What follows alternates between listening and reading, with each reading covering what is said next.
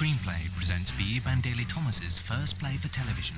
I have full knowledge of all the magic arts ever known to humanity. She had a vision for you last week. Go and visit your father. Make your peace with him. I've lived too many dreams, and they've been just that, dreams. Vivid fantasy clashes with harsh reality. Not even God is wise enough. Wednesday, 9:25 on BBC Two. Because we stayed for the conclusion of the golf this afternoon at St Andrews, this evening's programme lineup has changed, and the first tale from Borghese can now be seen 35 minutes later than scheduled. That's except for viewers in Scotland. And the roundup of the Chess World Championships will be in 40 minutes. That's after BBC Two goes off to chilly St Andrews again and joins Dougie Donnelly for a look at the day's play.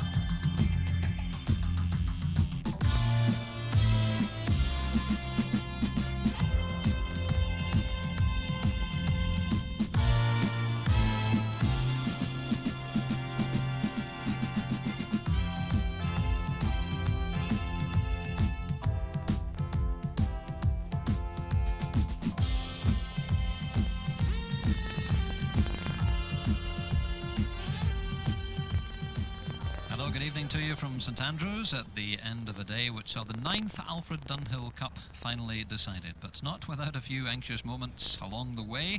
The early morning frost returned and once again caused some problems here. In fact, the semi-finals were delayed for 2 hours, but when they finally got underway, it was perhaps an easier day for England than they'd expected. 3-0 winners over Ireland. Mark James, Peter Baker and Nick Faldo all in excellent form against Ronan Rafferty, David Fairty and Paul McGinley. So England through to the final in the defence, of course, of the title they won last year. And there they would meet the USA. Payne Stewart went down to Jesper Parnevik 66, the best score of the week. John Daly levelled it with a 3-shot win over Joachim Hagman. And then after poor Anders Forsbrand had taken a 6 at the 17th, he had to give best to Fred Couples, who continued his excellent form. So it was England against the USA in the final, and there's the situation as we moved into the final holes. Mark James looking good at 3 under par, 4 shots clear of Payne Stewart. Nick Faldo, though, 2 down to Fred Couples, who really has been in excellent form all week. And Peter Baker, hitherto undefeated, 2 behind John Daly after 14. So England up in 1, the USA up in 2. Let's pick up the story then on the 17th tee with Peter Allis.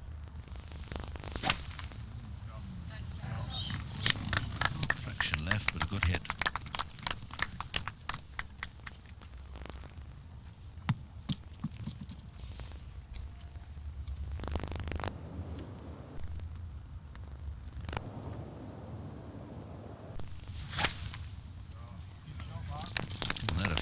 Crack over the top, but he too has gone down the left-hand side. It's a bit of a lottery, that rough in there in patches is pretty tufty, but not really too severe. Goes second to the 15th. Baker 2 behind. Coming from 160 yards, so a chance here to get it close. Just block that one out a little bit. The ball above him in his stance. So still a chance of a birdie, but a long one at that, almost 15 yards. Now Daly. Daly's clubbing really is phenomenal. He hits these short irons so far. Just an 8-iron there, and that was 160 yards. So 2 in this match, and holes running out for Baker. Only 3 more holes to go after this one, so he needs to strike quickly. Rather let things go at the last with a very weak sort of 6.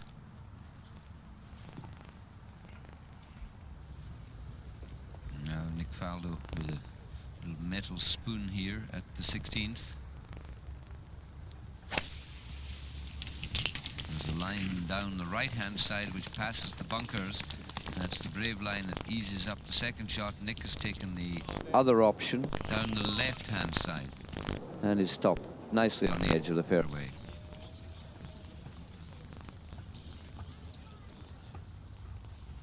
Now Peter Baker with, well, he's had an untidy inward 9, took 5 at the 10th, which is driving a flick hole, and he missed, took 6 at the 14th. That's the 2 shots that have really been very costly for him. And 2 putts from here will be pretty good. He must be all getting over 18 yards away.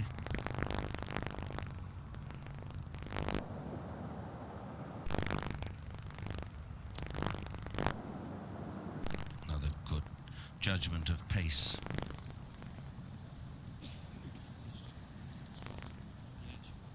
Now Mark James at 17, he's defending a wonderful lead of 4 shots.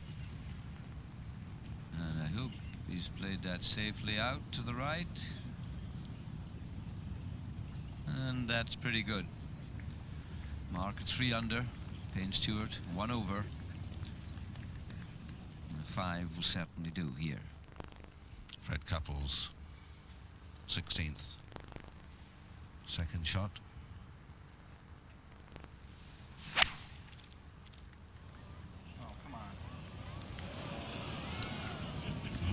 Of oohs and ahs, I think, because they were watching that ball coming straight at the flag, and a very good strike from Couples, just a little bit short.